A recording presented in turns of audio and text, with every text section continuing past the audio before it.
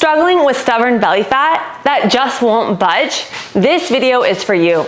If you tried all the things, you've done the keto, the low carb, the fasting, you're trying all the diets, you're doing the cardio, and you just can't get that weight to budge, you feel run down with cravings, you have low energy, today I'm going to be sharing with you the top reasons why you're struggling to lose that belly fat, because I was in your shoes. I was almost 200 pounds at age 13. I got down to 90 pounds, and throughout my life journey, I've had hormone issues, thyroid issues, I had parasites, H. pylori, SIBO, mast cell activation, and I struggled myself with my weight. And I've helped over 1,000 women now transform their body, eating more food. And I don't mean women that came to me and it was easy, cut your calories. I mean the women that I work with, they're perimenopause, they're postmenopause, they had hysterectomy, Hashimoto's, thyroid issues, gut issues going on. And by focusing on our health, this is the key. In order to get a healthy body weight, you have to get a healthy body. So let's go right into it. These are my top 3 reasons why you're struggling to lose that stubborn belly fat, and stay tuned to the end because I have a bonus one that is it's gonna shock you.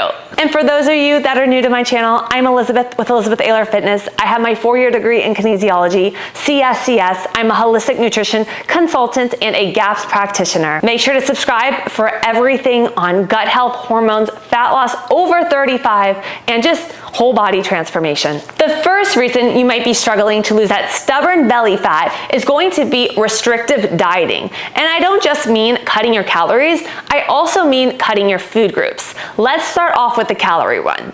When you go on a caloric deficit, you initially cut your calories. And what I see a lot of individuals do is they really rely on the calorie counters online and the fitness trackers that aren't always accurate. And we take our calories very low, and initially we start losing weight. But what happens is there's something called metabolic adaptation. Your metabolism adapts to that. That becomes your new maintenance, and where do you go from there? So a lot of women that come to me, they've cut their calories very low. They've been holding this for a very long time. They don't have any appetite anymore. They're like, I can't eat the food. I'm run down with cravings. I have no energy. And especially for women that are hitting, 35, 40 plus in that midlife with our hormones changing, what happens as this creates an additional stressor, can sometimes throw off our hormones, our hunger and satiety hormones, so leptin and ghrelin. And by doing these low calorie diets for longer periods of time, our body adapts to that. That's our new maintenance. You're struggling to lose weight, and now we have hormone kind of imbalances. The cravings are happening. We have thyroid issues coming on. Baby sleep starts going. And this doesn't create the optimal environment for weight loss. And then the other end of it, restrictive dieting. So for example, women, I see a lot of them go to these low carb diets. I've done it. I've done keto. I've done carnivore. If you want me to do a video on that, drop it in the comments below. I've also done vegan, fruitarian, we're all vegan. I tried it all, guys. Do not be dogmatic about your diet. But going back to the thing is when we go on these restrictive diets, for example, we're cutting out all of our carbohydrates. For every 1 gram of carb, your body holds on to 3 to 6 grams of water. So when you initially cut out the carbohydrates, you're losing a lot of water weight that first week. I remember, I think I lost 8 pounds of water weight, not even cutting my calories, going to a low carb, no carb diet. And then you may feel good in the beginning, you're rolling good, but over time, especially my women out there, especially if we're getting older and we're adding in all of these extra extremes with fasting, it puts an additional stressor on that body. And it also, what you realize is your cortisol levels start going up.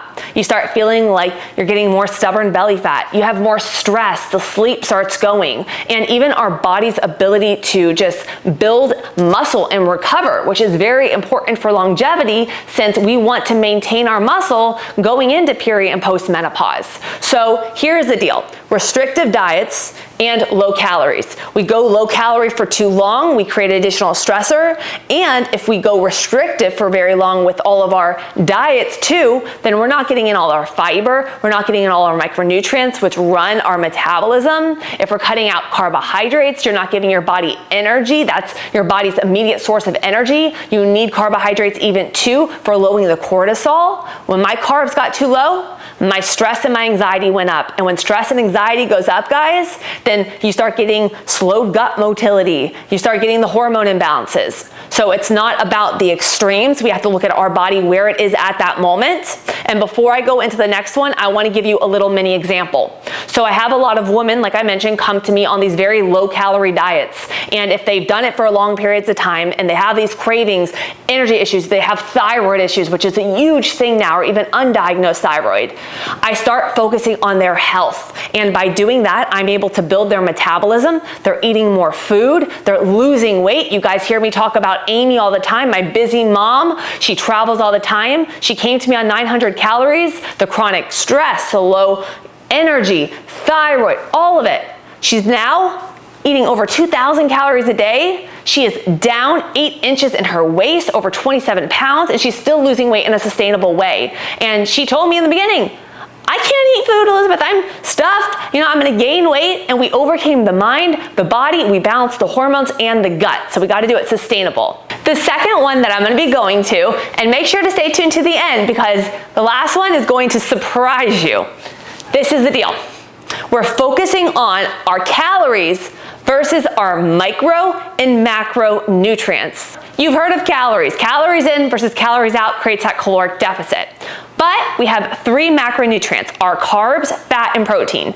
As I mentioned, carbohydrates are our energy. They hold water in the cells. Number 2 is gonna be our protein. Protein helps us build lean muscle mass. We need it for our hair. We need it for muscle growth, recovery. And then our fats, we need a good amount of fats for our hormone production. But also, here's the deal. Protein has a 20% thermogenic effect on food. Protein also worked on your leptin and ghrelin levels, meaning you're gonna be full and satisfied after a meal. So if you're creating this balanced meal, you got your fat in there, you got your protein, you're gonna feel full, you're gonna feel satiated, weight loss is gonna be easier, and you're gonna be getting in all of your micronutrients that support your thyroid, your gut, because let's face it, in this day and age, we're all high stress, we're running around, we're trying to do these fast diets, all these extremes, we got gut issues we don't even know about, and we're run down and we don't have time for all the craziness, and our meals are just convenient grab and go. But if we're just grabbing these convenience foods and it's not having the fiber, you know, we're grabbing all these shakes that really don't work the same way as eating real protein with our satiety cues, then we're just always having these cravings. We're never full and satiated, and we're not supporting our body all of its micronutrients because it's void in this convenience food, and these fast foods and shakes and stuff have all the artificial. So here's the deal.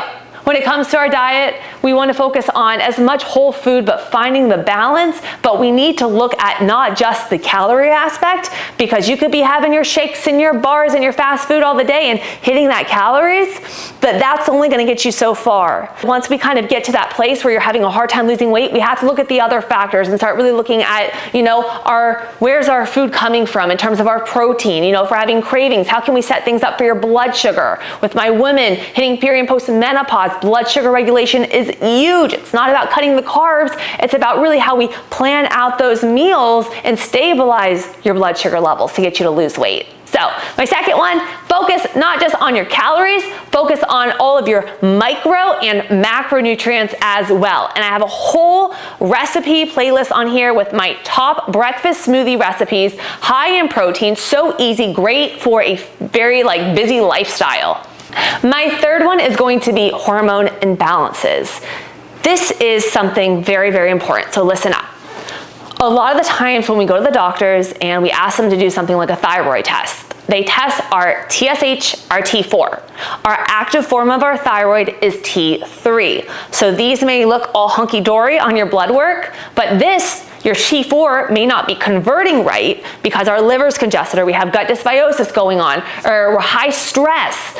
And what happens is we may have undiagnosed thyroid issues, and this truly runs your metabolism. When a client comes to me, we do a discovery call, and I go through everything. I ask them all the questions, their past history, because all of this is important.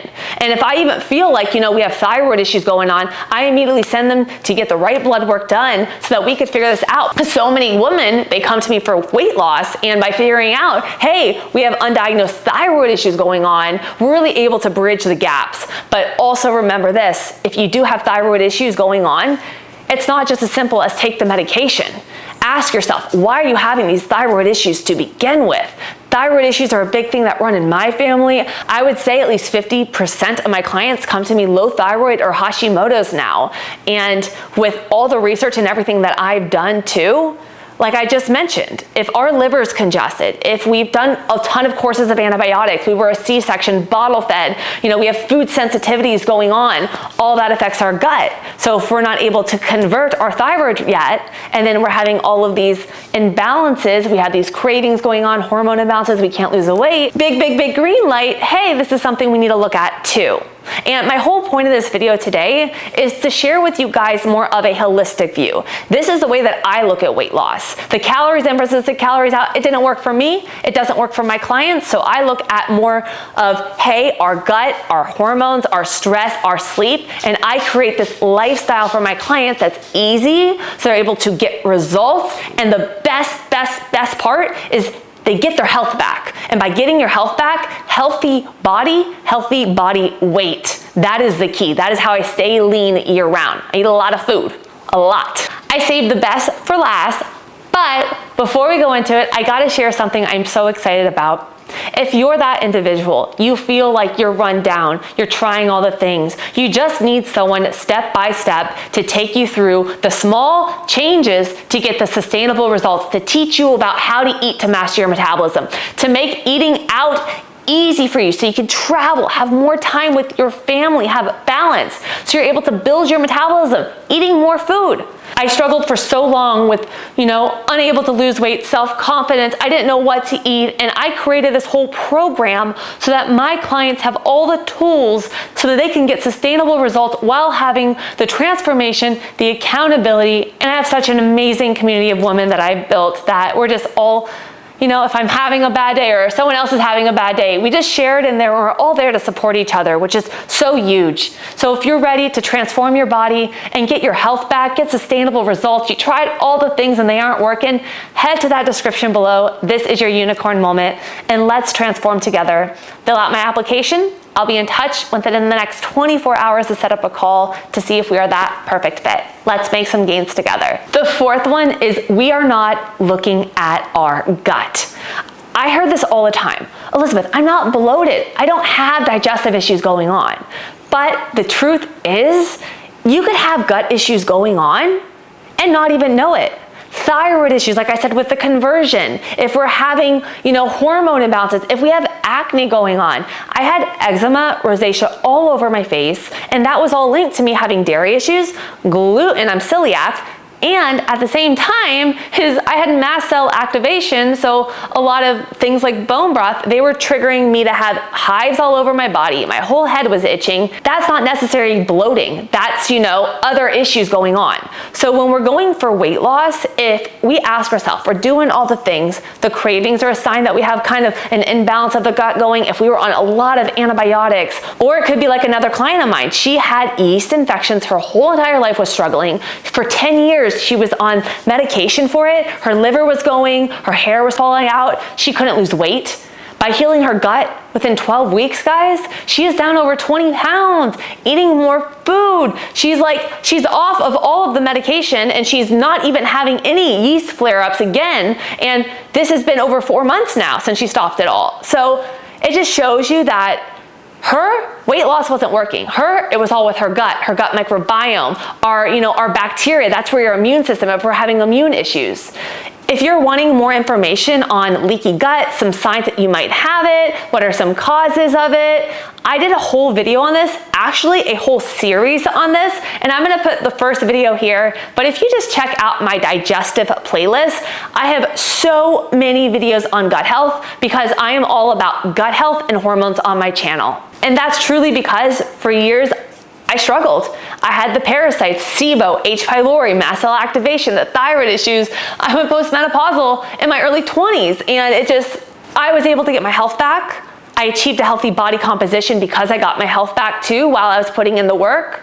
And the whole point of this video, like I said today, guys, is just to show you different ways of looking at weight loss and different other aspects that may be your missing link when it comes to getting your health back and feeling your best self. And I also wanted you to know that getting to a healthy weight, it isn't about the fast fix. It's not about, hey, how can I achieve this? Look at how you're feeling right now. If you are on all these medications, like a lot of women that come to me, and you just feel run down, you know you're not sleeping good, we need to look at where the lifestyle changes we can make. How can we start getting your health back? And if that sounds like what you're looking for too, remember, head to that description below. I only got a few spots left for my next 90-day whole body transformation, and I'm so excited. I can't wait to see if we're that perfect fit. I hope you have a beautiful day, and I'll put another video here on leaky gut for you.